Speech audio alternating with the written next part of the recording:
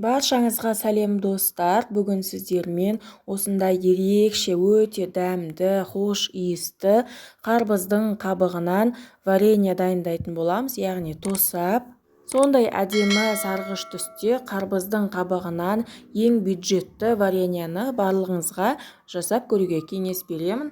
Бізге ең керек зат ол қарбыздың қабығы. Осындай қалыңдықта қарбыздың қабығы болу керек. Мен алдын ала жасыл сыртын қабығын ашып алдым және де ішкі жағынан тазартып алдым. Осылай ыдысымызға 2 литр су құямыз, салқын су, және де ас содасын салып қарбызымыздың қабығын жібітіп қоятын боламыз суға. Ашылған таза қарбыздың таза мөлшері 1 килограмм болу керек. Осылай қарбызымызды ең алдымен осылай кішкене бөліктерге бөліп алатын боламыз. Содан соң сода суымызға жарты сағатқа жібітіп қоятын боламыз. Соданың суы жай сумен кетпейтін қарбыздың қабығының түрлі микробтарынан тазалап шығады. Жарты сағат тұрғаннан кейін қарбыздың қабығын сүзіп аламыз да басқа сумен, ағын сумен 2-3 қайтара содасы кеткенше тағы да жуатын боламыз. Жуып болғаннан кейін артық суын кетіру үшін осылай сүзгіге салып қойып қоятын боламыз қарбыздың қабығын. Оған дейін ыдысымызға 1 литр су және де 1 килограмм шекерімізді салып, шекеріміз толық ерігенше араластырып отыратын боламыз. Орташа отта шекеріміз толық ерігенше үзбей араластырып отырып, суымыз мөлдір болғанға дейін араластырамыз. Одан кейін сүзгідегі қарбыздың қабығын біртіндеп осылай жаймен салатын боламыз. Қасықпен немесе күрекшемен қарбызымыз суға толық батып тұратындай осылай үстінен басып қоямыз. Толық қайнағанға дейін және қайнағаннан кейін бетіне көпіршіктер шықса қасықпен алып тастаймыз және де 10 минут бойы қайнататын боламыз. Осындай әдемі түсте қарбыздарымыз өзгереді түсі.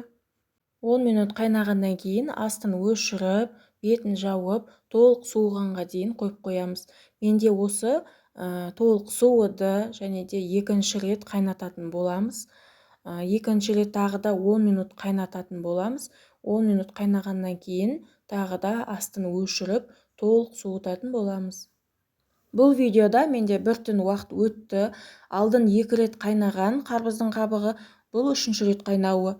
Осындай кішкене қалампыр салатын боламыз, 3 данасын, және де жарты лимонды кішкене бөлшектерге турап қосатын боламыз. Және де ванильный сахар қосатын боламыз. Қарбыздың ешқандай дәмі, иісі болмағандықтан қалампыр, лимон және де ванилин қосатын боламыз. Олар өз ісін атқаратын болады.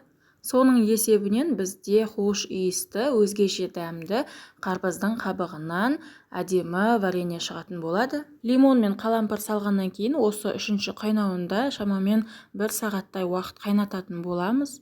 Егер сізге белгілі бір себептермен қалампыр ұнамайтын немесе жақпайтын болса, онда оны қоспай қойыңызға болады. Бірақ та қалампыр қосқаннан кейін тосаптың дәмі өзгеше дәмді болып шығады. Қарбыздың қабығынан тосабымыз дайын болды. Шамамен 1 сағаттай уақыт қайнады. Енді оны ыстықтай банкілерімізге құйып жабатын боламыз. Банкілерді және қақпақтарын алдын ала стерилдеп алған болатынмын. Осылай вареньемізді құйып, бір шайқап алған дұрыс. Банкаңыз бірден ыстық құйған кезде жарылып кетпес үшін. Бізде қарбыздың қабығынан шамамен 1,5 литрдей тосап шықты. Енді оны қақпағын бұрап, қыс мезгілінде пайдалану үшін жауып қойып қоятын боламыз. Ал қазірге дәмін көруге кішкене ыдысқа осылай алып қалдым. Бізде осындай әдемі янтарный түсте тосап дайын болды. Мына қарбыздың қабығы жұмсақ емес, қатты емес, әдемі. Барлығыңызға дәмін көруге ұсынамын.